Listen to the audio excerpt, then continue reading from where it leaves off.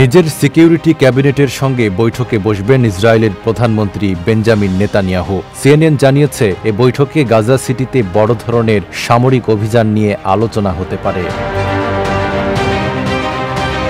তবে যুদ্ধবিরতি বিষয়টি এজেন্ডায় নেই বলে জানিয়েছে ইসরায়েলের হিব্রু গণমাধ্যম। যদিও টাইমস অব ইসরায়েল বলছে, নেতানিয়াহুর দপ্তর গাজা ইস্যুর সঙ্গে যুদ্ধবিরতির আলোচনার সম্ভাবনাকে পুরোপুরি উড়িয়ে দেয়নি। গত সপ্তাহে হামাস মধ্যস্থতাকারীদের জানায়, তারা ইসরায়েলের সঙ্গে অস্থায়ী যুদ্ধবিরতিতে রাজি, কিন্তু এখনও ইসরায়েলের পক্ষ থেকে এ বিষয়ে স্পষ্ট প্রতিক্রিয়া পাওয়া যায়নি।